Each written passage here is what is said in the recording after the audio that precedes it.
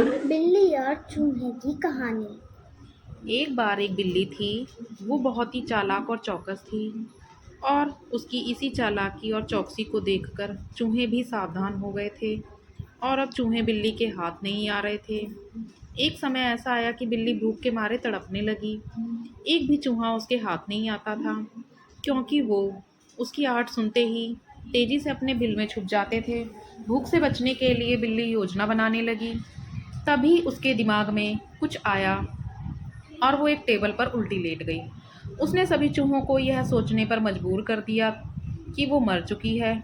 सारे चूहे बिल्ली को ऐसा लेटा हुआ अपने बिल से ही देख रहे थे।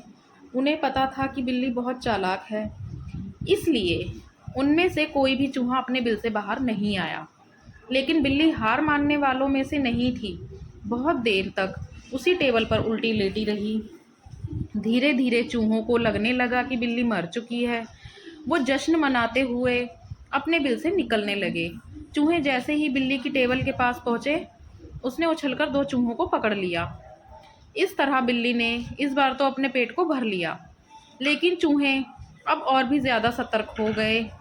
दो चूहे खाने के बाद बिल्ली दोबारा भूख से तड़पने लगी, क्योंकि चूहे अब बिल्कुल भी लापरवाही नहीं बरतना चाहते थे। इस बार पेट भरने के लिए एक बार फिर बिल्ली को योजना बनानी थी। लेकिन इस बार छोटी योजना काम नहीं आने वाली थी। इसलिए बिल्ली ने अब खुद को पूरे आटे से ढक लिया। चूहों ने सोचा कि वह आटा है और उसे खाने के लिए आ गए। लेकिन एक बूढ़े चूहे ने उन्हें रोक दिया। उसने ध्यान से आटा देखा तो उसे उसमें बिल्ली का आकार दिखने लगा। तभी बूढ़े चूहे ने हल्ला मचाना शुरू किया। उसने कहा, सब अपने बिल में चले जाओ, यहाँ आटा में बिल्ली छुपी है।